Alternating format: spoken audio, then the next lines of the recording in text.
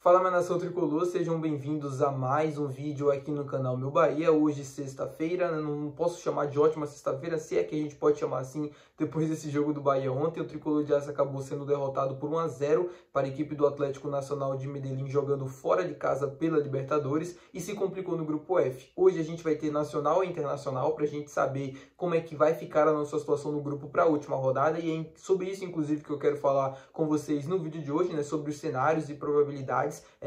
Destacar também, né, o que é que deve ser feito para o Bahia na última rodada, falar também sobre o mercado de transferências, muita gente falando sobre o nome do Firmino. Eu queria trazer sim esse debate para aqui no Meu Bahia, porque são muitas informações que não tem nexo, que não tem contexto, e eu quero explicar para vocês a situação, e aí a partir disso a gente pode comentar e debater sobre o nome, né, de fato, com as informações colocadas à mesa. E quero falar com vocês também sobre o jogo, sobre o Gilberto, sobre o clássico Bavi de domingo. Já conto muito com o teu like aqui no início do vídeo para você poder ajudar o canal e ter o meu nome do Esporte Clube Bahia, e que você, torcedor, também se inscreva para que a gente possa atingir a marca de 20 mil inscritos no nosso canal, e que você também não perca nenhum conteúdo aqui. Meu nome é José Victor, para quem ainda não me conhece, eu sou produtor de conteúdo do Meu Bahia e também estudante de jornalismo, e vamos começar logo esse vídeo para a gente não perder tempo, ainda repercutindo a derrota de ontem por 1-0 para a equipe do Atlético Nacional de Medellín, jogando lá na Colômbia. O Bahia que nem sequer incomodou o time adversário, né? Eu tava vendo a coletiva do Rogério e ele falando muito do que o Bahia não sofreu defensivamente falando, né? De que não sofreu tantas finalizações com perigo, e que o Atlético também não teve tantas oportunidades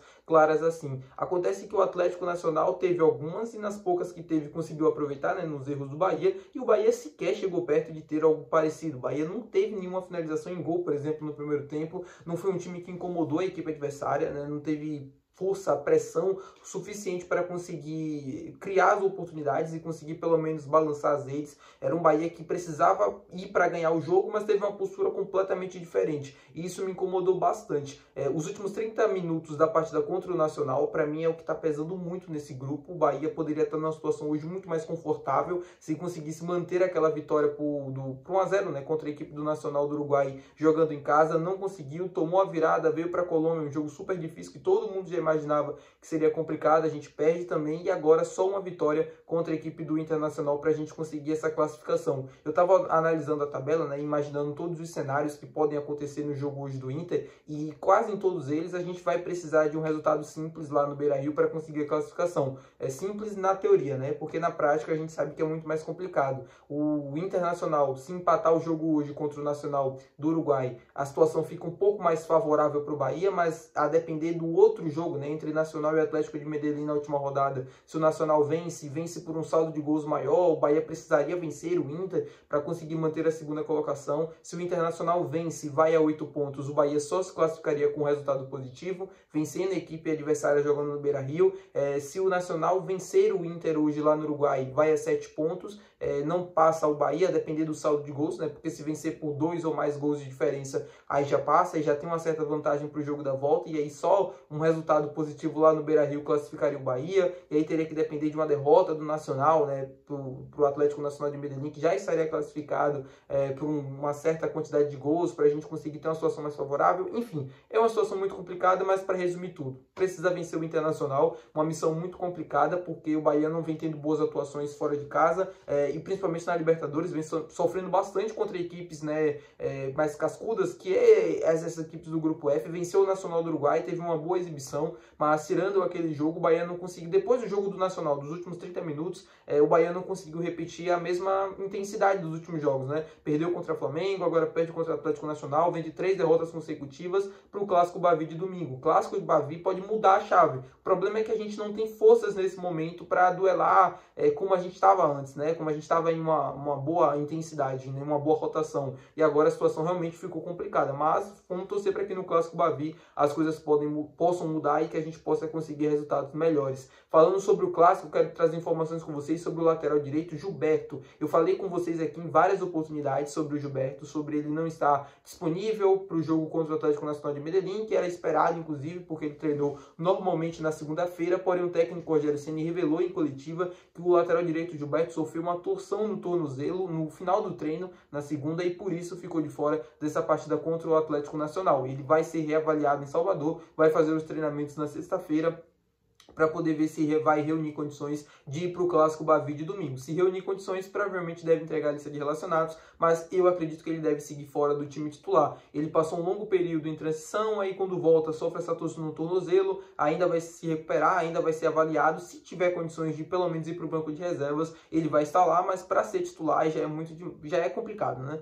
O Eric deve seguir como lateral direito da equipe. Não acho que seja o maior dos problemas do Bahia, mas não é um jogador da posição. Quando você não tem um jogador da posição, você te perde uma opção ali no meio de campo, enfim. O Bahia vem se arrastando nesses últimos 3 jogos, com muitas modificações, tentando encontrar uma forma de jogar, tentando encontrar um equilíbrio, mas ainda assim é um time que não tem tantas forças, né? Principalmente forças ofensivas, o que era um problema do Bahia desde o início do ano, porque o Bahia acumulou vários jogos vencendo apenas por 1-0, e eu falava para vocês que isso em algum momento iria custar caro, porque a gente iria sofrer gols. O Bahia não iria passar 38 rodadas do Campeonato Brasileiro sem sofrer gols, não ia passar todos os jogos da Libertadores sem sofrer gols, e a partir disso você precisaria ter forças ofensivas para conseguir empatar, virar os jogos, enfim. Não é todo jogo que a gente vai conseguir fazer viradas, mas precisava ter uma força maior, né? Um equilíbrio maior, tanto defensivo quanto ofensivamente falando. E isso até então não aconteceu. Falando sobre forças ofensivas, né, e falando sobre justamente mudar essa situação, eu não sei se vocês estão acompanhando os noticiários esportivos, mas o Roberto Firmino, aquele mesmo jogador do Liverpool,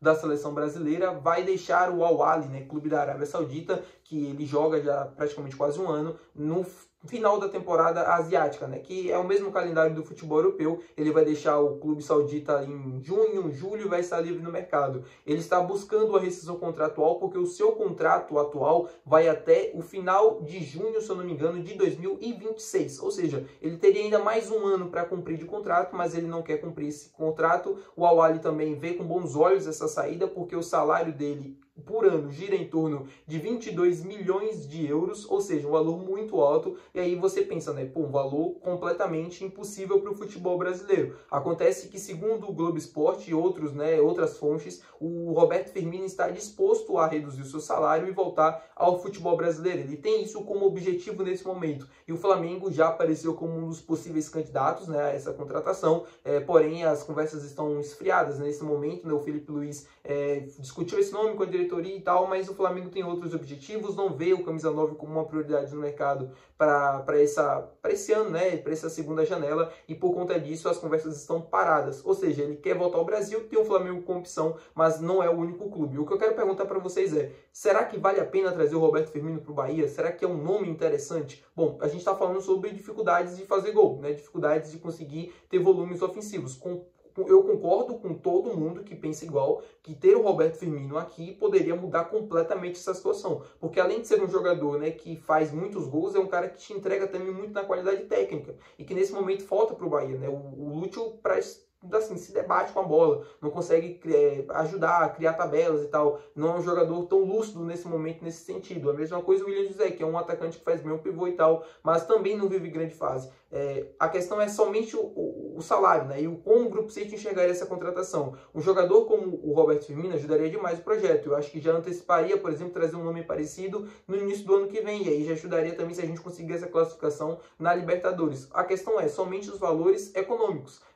O Roberto Firmino, como eu falei, ganha em torno de 22 milhões de euros. Será que vale a pena trazer um jogador para ganhar 15, 10 milhões de euros por ano aqui? Enfim, não sei como é que funcionaria isso na prática, mas que seria um nome interessante? Seria. O problema é que o valor é muito alto para a realidade do futebol brasileiro. Ele teria que reduzir muito o seu salário. Reduzindo, sendo adequado às condições do Bahia, que, como todo mundo sabe, apesar de ser do Grupo City, não tem dinheiro infinito, adequando a sua situação para cá, poderia ser um nome muito interessante. Claro, qualquer novidade eu sempre trago para vocês. Eu estou trazendo esse debate aqui porque eu achei interessante e ele quer voltar ao futebol brasileiro. E hoje no futebol brasileiro, além do Flamengo, eu vejo Botafogo, Palmeiras e depois o Bahia com condições de trazer o Roberto Firmino.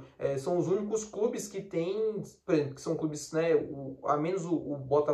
menos o Palmeiras e o Flamengo não são SAFs, são clubes que não têm ali um investidor por trás, mas são receita muito grande, podem trazer, e o Botafogo é SAF, junto com o Bahia também tem investidores que podem bancar essa contratação, a depender da quantia que o Roberto Firmino exigir de salários para voltar aqui para o nosso futebol. Claro, comenta aqui embaixo o que tu acha dessa situação, comenta aqui embaixo o que tu achou também do vídeo, né, que a gente falou sobre o jogo da Libertadores, o que a gente pode trazer também de novidades para o Clássico Bavi. Até o próximo vídeo, valeu, tchau!